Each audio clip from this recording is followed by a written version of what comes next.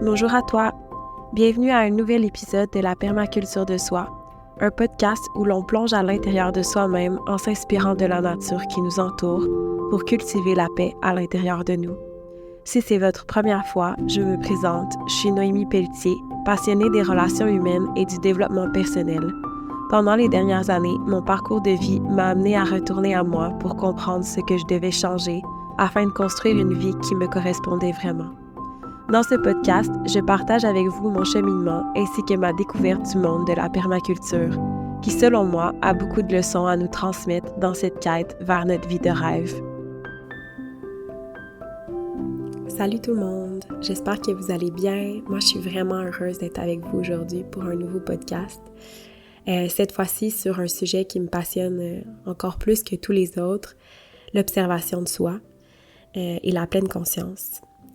Pourquoi ce podcast-là est aussi important pour moi, ou ce sujet-là, je vais dire, c'est parce que l'observation de soi, c'est vraiment un outil que j'utilise à tous les jours, puis qui a vraiment été le début du changement pour moi dans mon processus de transformation. C'est vraiment à l'observation de moi que je dois la reprise de contrôle sur ce qui se passe dans ma vie, sur la souffrance que je crée à l'intérieur de moi. Puis vraiment, ça a été un changement de paradigme dans ma vie où je me suis dit, OK, l'observation de moi, ça me permet de comprendre mes systèmes, puis ça me permet de transformer ma vie, puis c'est moi qui ai le pouvoir de changer si je veux. Puis ça a été vraiment une réalisation super puissante. Puis ça le fait aussi que j'ai repris la responsabilité de la souffrance que je créais à l'intérieur de moi parce que finalement, je me suis rendu compte, OK, plus je m'observe, plus je me rends compte que c'est moi qui crée la tristesse, la colère, l'anxiété, c'est moi qui la crée à l'intérieur de moi. Puis c'est ma responsabilité de la laisser aller. Puis comment je fais ça? Ben c'est en observant comment elle se crée à l'intérieur de moi. J'ai envie de faire un lien avec la permaculture tout de suite parce que la permaculture, finalement, son premier principe, c'est observer et interagir. Donc, quand on va se retrouver devant un terrain où on veut construire un design de permaculture, donc un design autosuffisant, la première étape, c'est vraiment de regarder le terrain puis les mouvements qui s'y trouvent. Donc, entre tous les éléments qui se trouvent déjà sur le terrain, comment ils interagissent entre eux,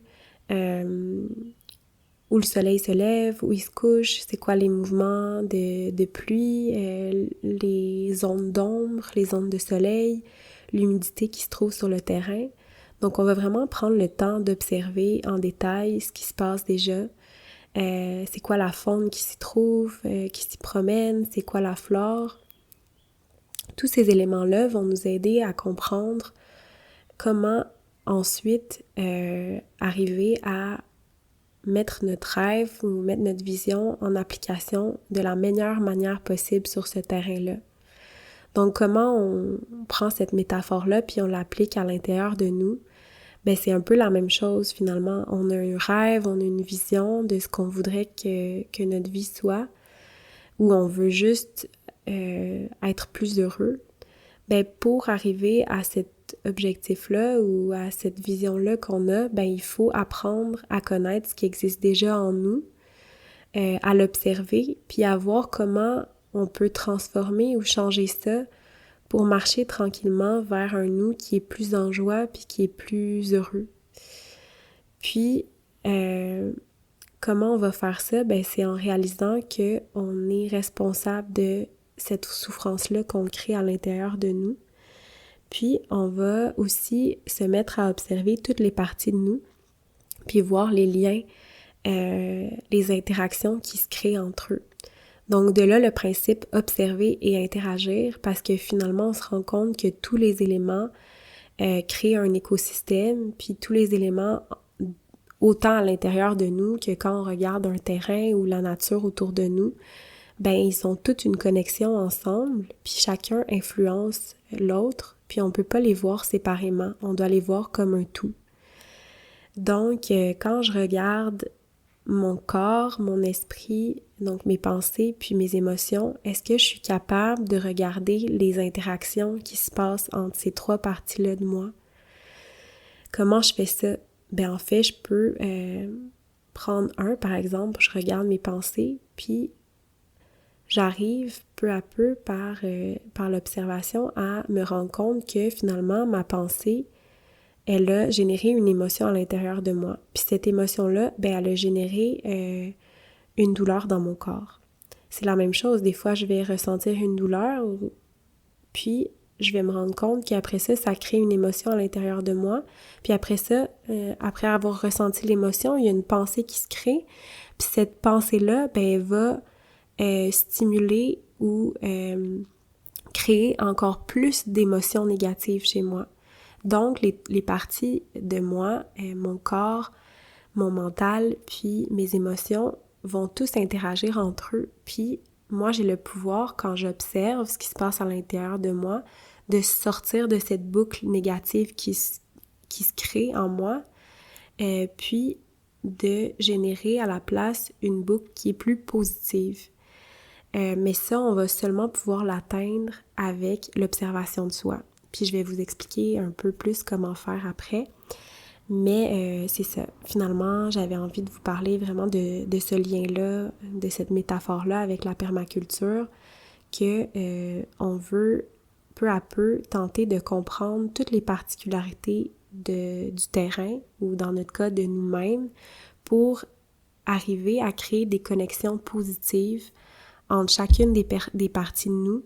Puis plus on apprend à se connaître, plus on apprend à s'observer dans différentes situations ou à toutes les minutes de notre vie finalement, bien plus on apprend à générer plus de positivité, plus de joie en nous, puis moins de souffrance. Puis ça veut pas dire que on va pas jamais avoir d'émotions négatives. C'est vraiment tout le contraire. C'est plus qu'on va apprendre à vivre complètement des émotions qui sont plus difficiles à l'intérieur de nous, comme la tristesse, la colère, l'anxiété. On va apprendre à les regarder avec objectivité, puis ça va calmer la souffrance à l'intérieur de nous plutôt que d'en créer encore plus.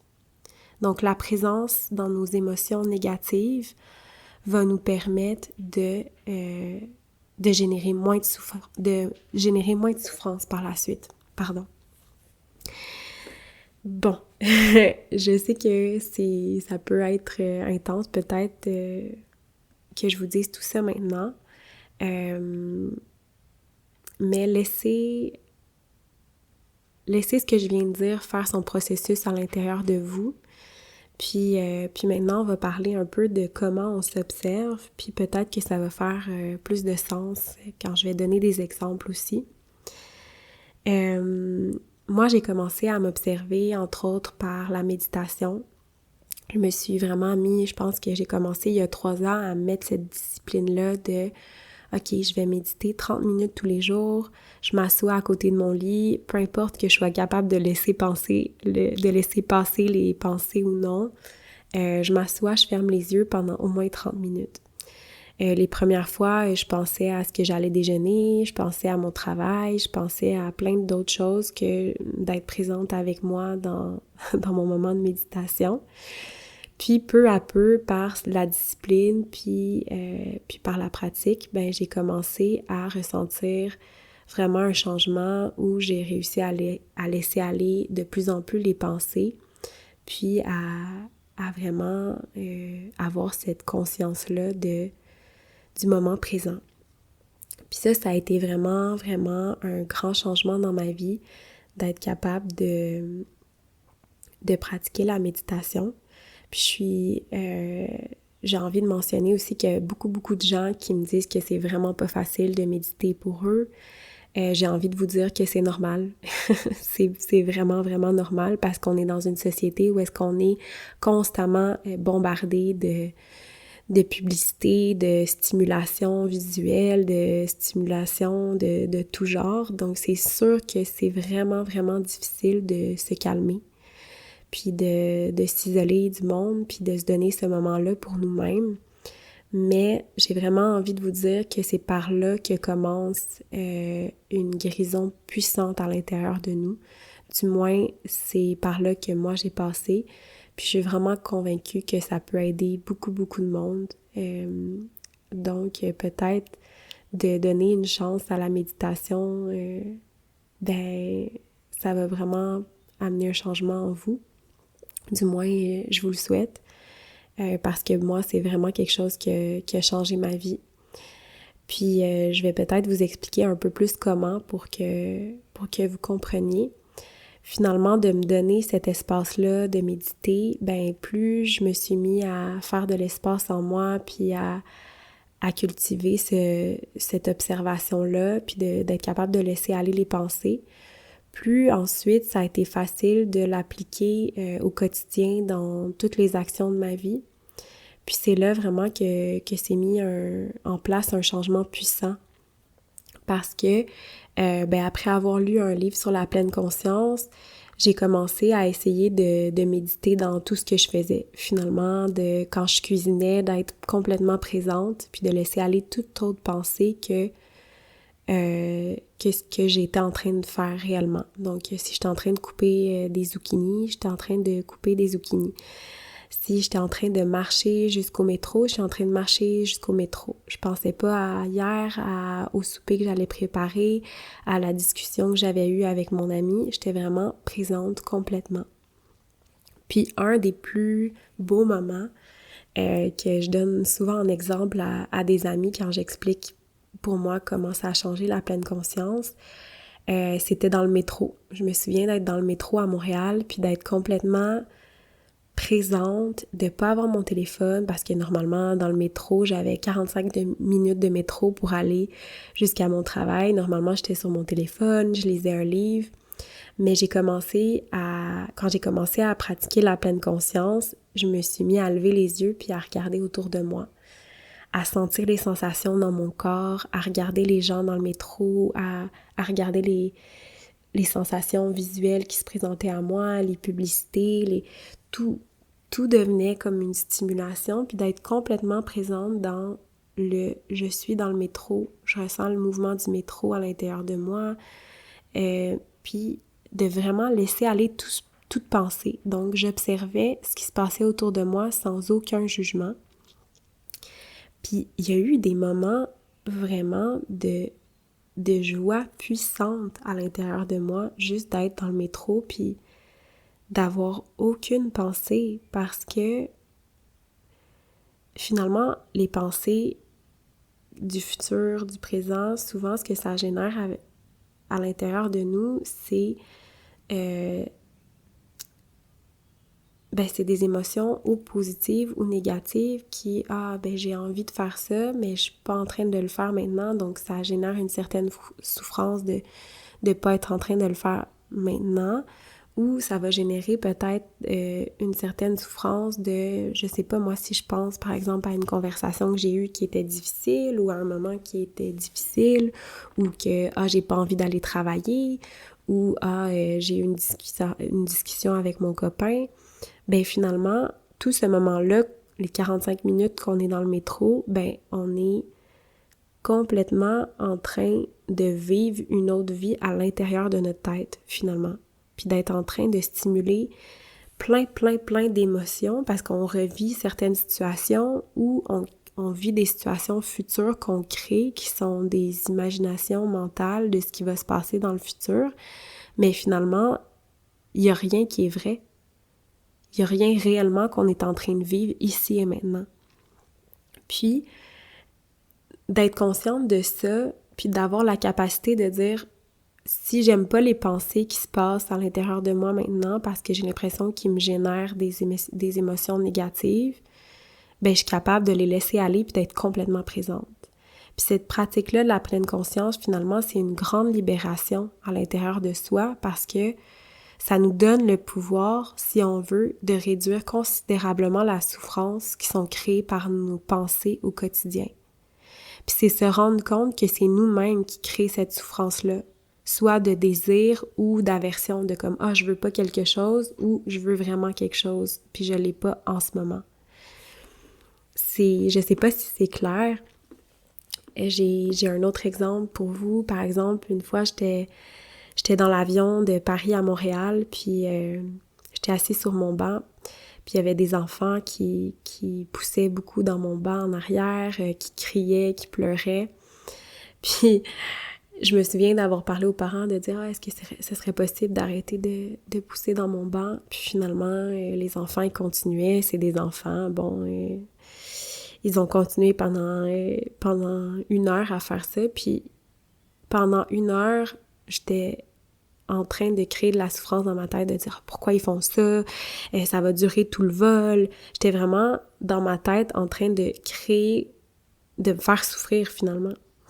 Puis il y a eu un moment où je me suis rappelé ma méditation puis ma pratique de la pleine conscience, puis je me suis dit arrête, commence à méditer, respire, puis concentre-toi vraiment sur le moment présent, puis essaie de regarder la situation avec objectivité, sans te dire que les coups, ça te fait mal, ben ça te fait souffrir, ou sans te dire que les cris sont désagréables, sans générer de pensées négatives. Fais juste observer la situation. Puis, ce moment-là où j'ai commencé à juste observer ce qui se passait sans générer de pensée, mais ça a complètement changé mon expérience. Ça a juste comme été, bon, c'est un moment désagréable, je le vis, je peux pas le changer, je l'accepte, puis c'est ça qui se passe. Puis, le moment était quand même pas agréable, mais il était beaucoup plus agréable que l'heure où j'ai généré toutes ces pensées-là de souffrance par rapport à ce qui se passait. C'est comme si, quand je me suis concentrée vraiment sur la réalité de la chose, c'était beaucoup moins pire que toutes les formations mentales que je créais à l'intérieur de ma tête. Puis, c'est ça que l'observation de soi nous amène. C'est que plus on s'observe, plus on observe les pensées qu'on génère, plus on observe la réaction qu'on a par rapport à ces pensées-là, qu'est-ce que ça crée dans notre corps, où est-ce que ça se crispe dans notre corps, où ça crée des tensions, où ça crée des émotions négatives, plus on est capable de pratiquer le lâcher-prise puis de dire « Ah non, j'ai pas envie de ressentir ça en ce moment » ou je vis l'émotion, mais avec beaucoup moins de souffrance parce que j'ai un certain contrôle sur mes pensées puis sur mes émotions. C'est un peu complexe à expliquer quand on l'a pas vécu. Il faut que vous en fassiez votre propre expérience. Puis c'est pour ça que je vous encourage à le pratiquer de plus en plus chez vous, à méditer, à pratiquer vraiment, à être complètement présent. Je pense que une pratique qui peut être vraiment puissante, c'est de le faire en premier dans la nature. Parce que finalement, la nature, c'est vraiment un miroir de cette pleine présence-là. Parce que la nature, elle fait juste être. Puis quand on la regarde, ben, elle nous reflète ça, finalement, cette énergie-là de pleine conscience. Donc, quand on marche dans la nature, c'est beaucoup plus facile de se connecter avec cette énergie-là de pleine présence en nous. Je vous conseille d'aller marcher seul ou de vous asseoir seul pour méditer dans la forêt ou dans un endroit qui est naturel ou avec des animaux. Si vous devez le faire avec quelqu'un, ben de rester en silence puis de vraiment créer votre expérience puis de vous couper un peu de l'autre pour un moment. Donc voilà, je vous encourage vraiment à faire cette pratique-là à la maison. Puis vous allez voir, j'ai pas besoin de vous convaincre finalement parce que je le sais que ça crée un changement puissant dans notre vie quand on commence à pratiquer ça. Puis vraiment, je vous dis, la clé, c'est la discipline, puis la pratique. C'est la seule clé. Puis de se rappeler qu'on est responsable, puis qu'on est capable de reprendre ce pouvoir-là sur nous-mêmes avec la pratique. C'est comme n'importe quel sport, c'est comme n'importe quel métier qu'on apprend. Au début, c'est pas facile, puis peu à peu, ça devient de plus en plus facile. Puis de plus en plus naturel, puis ça s'intègre graduellement dans notre vie, puis dans nos interactions aussi. Avant de terminer, j'ai envie de vous parler de mon expérience à Vipassana. La technique de méditation Vipassana, elle est enseignée dans plusieurs centres de méditation un peu partout dans le monde. Puis pour moi, ça a été vraiment une expérience puissante. J'ai été là pendant 10 jours, puis on médite tous les jours environ 10 heures. Puis ce que ça nous apprend, la technique Vipassana, c'est de revenir à l'intérieur de nous, puis à reconnecter avec nos sensations. Pendant des heures, on va connecter, on va se concentrer sur les sensations de notre corps. Puis peu à peu, en approfondissant la technique, après environ 4 ou 5 jours à juste être observateur de nos sensations, on va finir par sentir les vibrations dans notre corps. Puis ça a été vraiment une expérience puissante pour moi parce que on m'avait déjà dit que la matière était vibration, que les humains étaient vibration, que finalement rien sur cette planète était autre que de l'énergie, puis des vibrations qui vibrent à une vitesse tellement grande qu'on n'est pas capable de le voir à l'œil nu. Mais pour moi, bon, quand on me dit ça, ben c'est facile à écouter, à comprendre, mais de le comprendre au niveau de mon corps, ça a été une expérience complètement différente. Puis ce que la technique Vipassana nous amène à faire, c'est à observer les moments de souffrance comme les moments agréables avec équanimité, avec objectivité finalement. Puis ce que ça crée en nous finalement, c'est qu'on réalise que tout est tellement impermanent.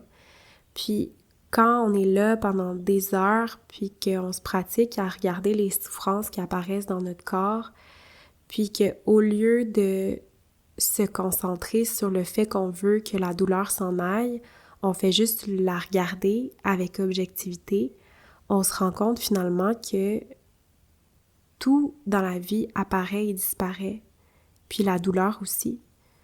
Quand on porte une attention qui est objective sur la souffrance, on se rend compte qu'après quelque temps, elle s'en va. Elle est vibration elle aussi, puis elle apparaît, elle disparaît, puis après un certain temps, elle passe. Puis c'est la même chose pour les sensations subtiles, les sensations vraiment agréables qui arrivent dans notre corps.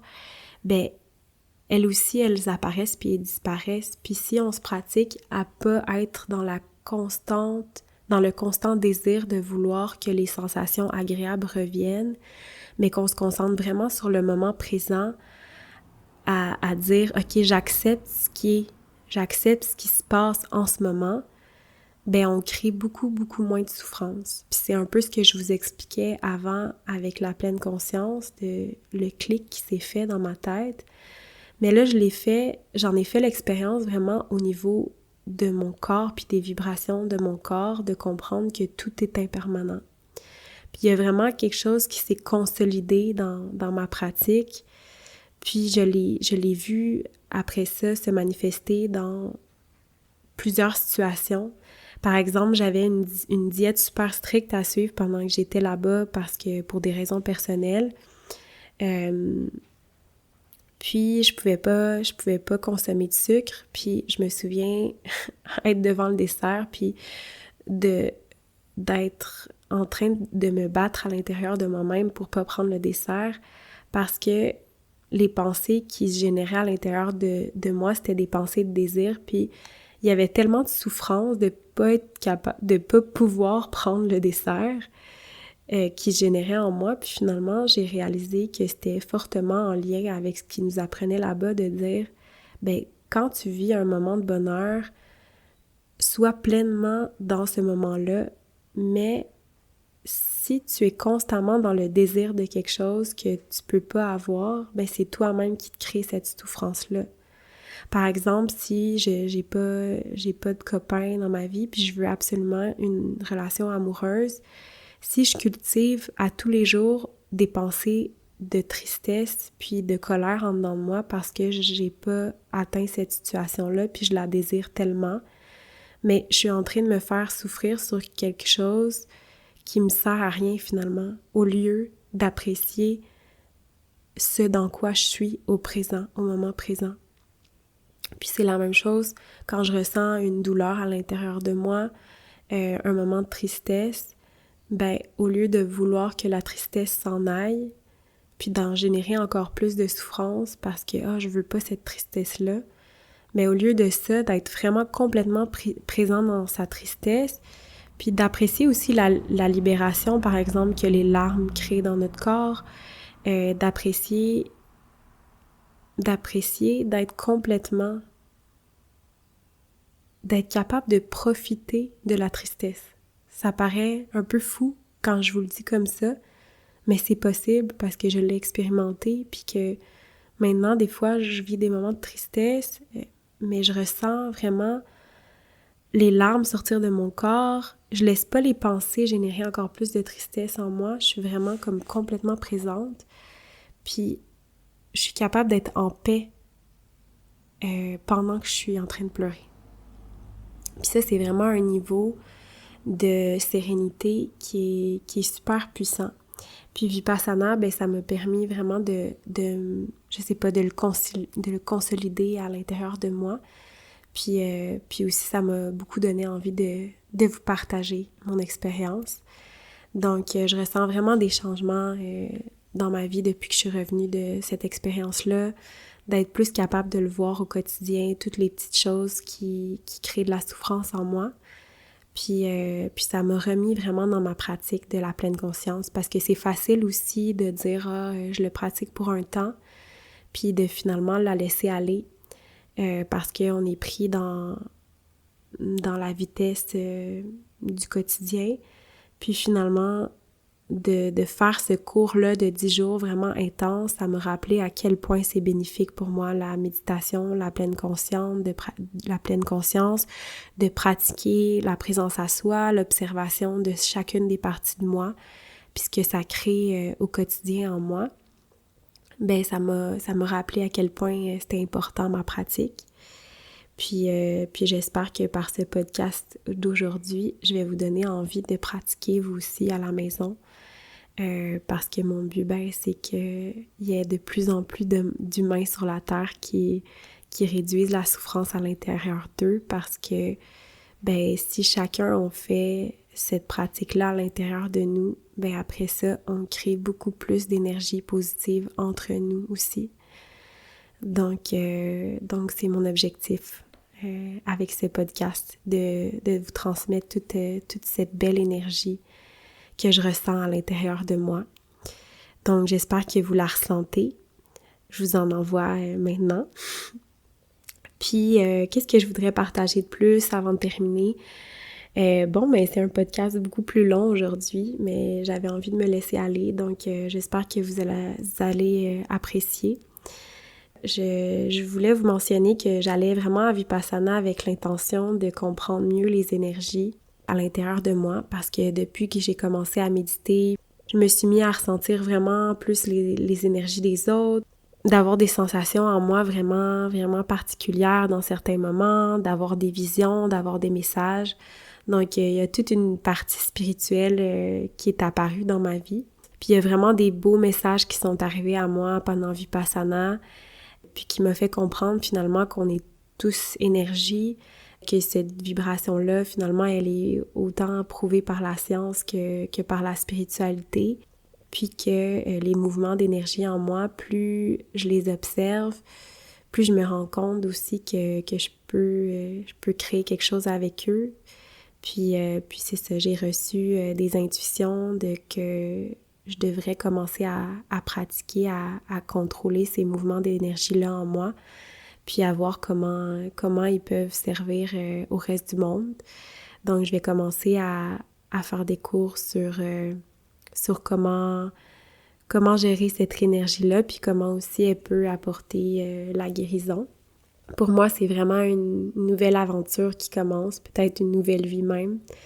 Puis j'avais envie de le partager ici parce que ça a été un blocage à l'intérieur de moi de faire la paix avec ce jugement-là que j'avais en moi ah ben tu ressens des énergies, tu reçois des messages, c'est bizarre. Je me jugeais beaucoup, puis en fait j'ai plus envie de me juger. Puis ça, c'est une observation que j'ai fait de moi-même. J'ai envie de me laisser complètement aller dans cette aventure-là, puis de commencer à utiliser cette énergie-là pour le bien du monde, finalement. Puis si ça peut aider à guérir des gens ou si ça peut aider à quoi que ce soit, ben je vais le pratiquer, puis je vais le cultiver en moi, ce don-là. Puis j'espère pouvoir vous offrir des soins énergétiques dans le futur ou quelque chose en lien avec l'énergie, certainement. Parce que je ressens cet appel-là en moi, puis j'ai vraiment hâte de le partager avec vous.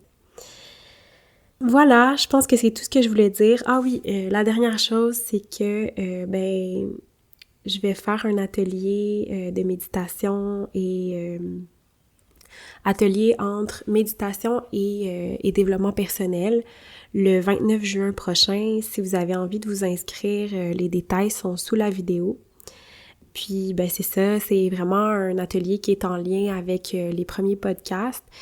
Dans les prochains mois, je vais toujours essayer de faire un atelier qui est en lien avec les podcasts que j'ai faits, puis les sujets que j'ai traités précédemment pour pouvoir vous aider à le pratiquer, puis à comprendre mieux dans la pratique comment ça s'applique au quotidien. Puis aussi de pouvoir le pratiquer avec d'autres gens, puis en parler avec d'autres gens parce que souvent, le pouvoir de la communauté, ça nous aide à mieux comprendre. Donc, c'est vraiment mon intention avec les ateliers, de créer un espace de partage. Puis, c'est des ateliers avec à don libre. Donc vraiment, vous donner ce que vous ressentez que vous avez envie de donner pour l'énergie que moi j'ai mis pour partager cet atelier-là avec vous. Puis, dernière chose, c'est que j'oublie souvent de le dire, mais si c'est possible pour vous, si vous avez envie de partager la vidéo, de liker, de mettre un commentaire, c'est vraiment quelque chose qui m'aide dans mon projet. C'est pas toujours facile de partager des podcasts, de partager un nouveau projet, d'avoir de la visibilité. Donc, si vous avez aimé, si vous pensez que ça peut être bénéfique à quelqu'un dans votre vie, ben s'il vous plaît, partagez le plus possible. Ça m'aide vraiment beaucoup, beaucoup. Je vais le répéter souvent, mais je pense que c'est de cette manière-là que je vais atteindre le plus de personnes avec l'énergie que j'ai envie de vous transmettre. Donc voilà, c'est tout pour aujourd'hui. C'est un long podcast, mais j'avais vraiment envie de partager tout ça avec vous. Donc je vous envoie plein d'amour, puis je vous dis à la prochaine.